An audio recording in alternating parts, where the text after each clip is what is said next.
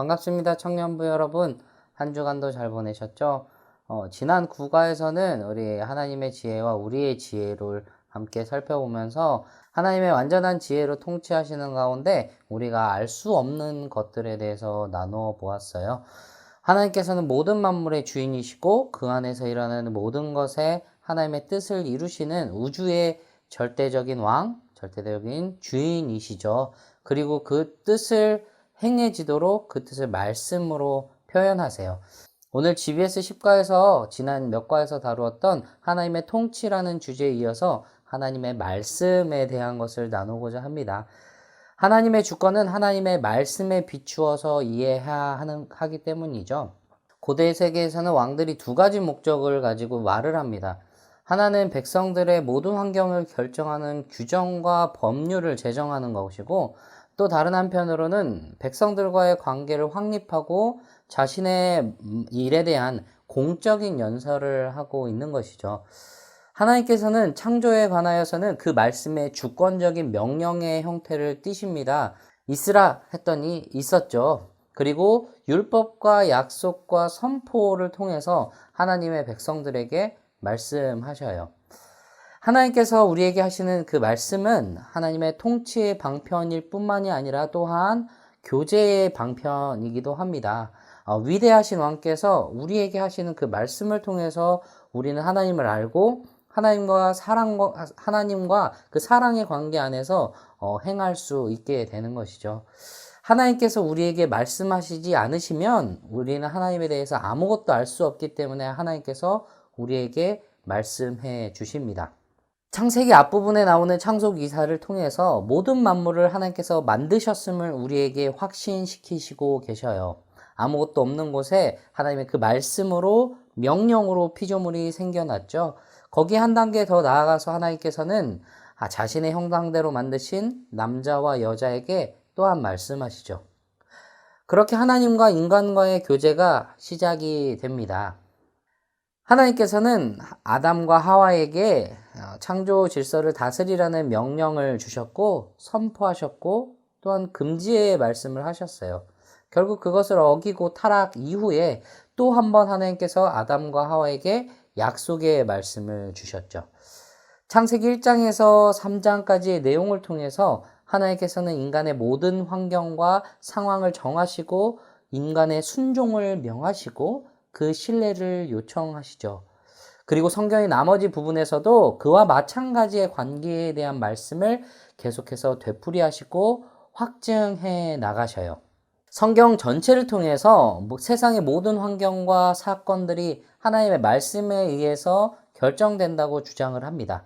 이사야나 예레미야를 통한 그 선지자들에게 하신 말씀들은 그대로 이루어지고 하나님의 그 말씀이 인간사에 하나님의 뜻을 실행하는 수단이라는 것을 성경은 보여주고 있죠.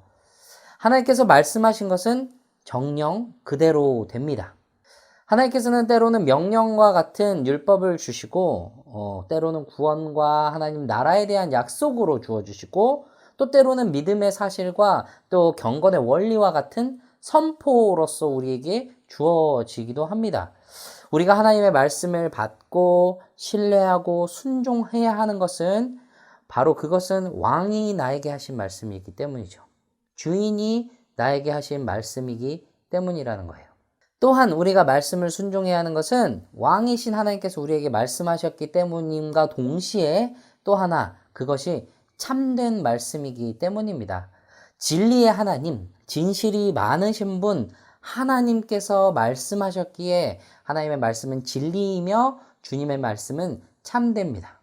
그리고 그 말씀은 실제를 보여주는 질표로서 사물을 있는 그대로 또 우리가 하나님의 말씀에 주의를 기울이느냐 그것에 따라서 장차 우리가 될 모습을 그대로 보여준다는 것이죠. 이것을 두 가지 맥락에서 조금 생각해 보죠. 첫 번째는 하나님의 계명은 진리입니다. 지난번에 시편 119편의 말씀을 함께 나눈 적이 있었어요. 주의 계명들은 진리니이다. 왜 그럴까요?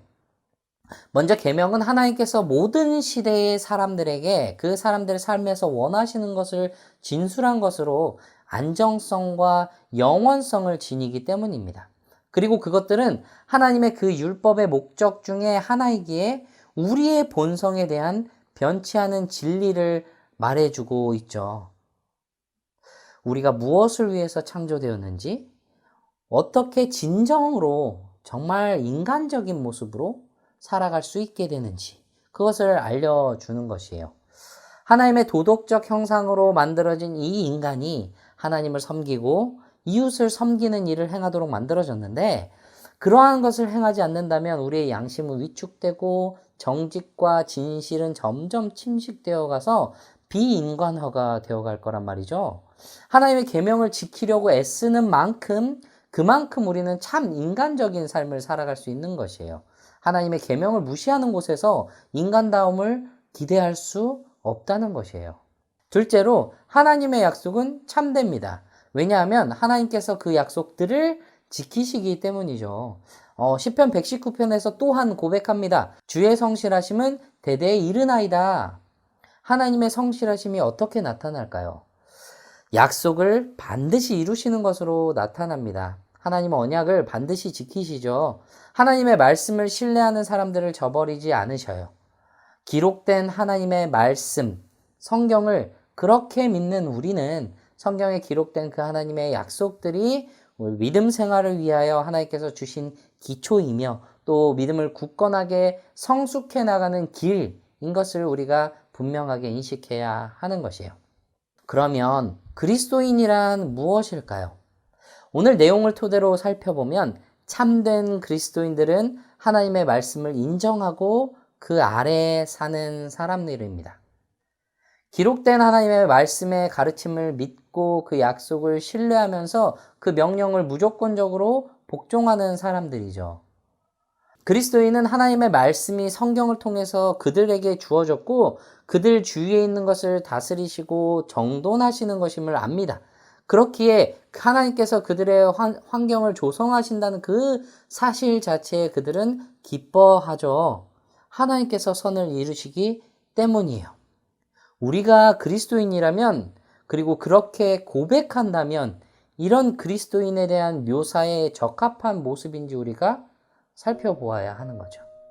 우리 자신에게 우리 양심에 그것을 묻고 우리의 그 양심이 우리에게 어떻게 대답하는지 한번 살펴봐야 할 것이에요.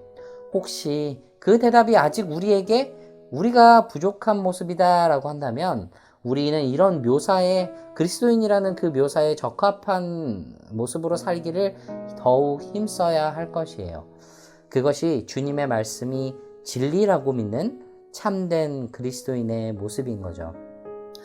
고난주간 동안 라이브로 묵상을 나누었어요. 참 의미 있던 시간이었으면 좋겠다고 생각을 합니다. 오늘 부활주일 예배 각자 있는 자리에서 예배를 드렸을 텐데 잠깐일 것 같았던 시간이 조금 참 길어지고 있어요. 그럼에도 우리가 하나님을 신뢰하고 의지하고 그 믿음에 붙들려서 하나님의 말씀에 온전한 순종의 삶을 살아가는 이유, 그것이 우리가 그리스도인으로 마땅히 해야 할 일이기 때문이죠. 한 주간 살아가시면서 또 그리스도인의 삶의 모습, 하나님의 그 말씀을 신뢰하고 하나님의 말씀에 온전히 복종하고 순종하며 살아가는 그 삶을 살아서 참된 그리스도인의 삶을, 참 인간다움의 삶을 살아가는 우리 모두가 되기를 바랍니다. 한 주간도 또 잘 보내시고 또 만나요. 뿅.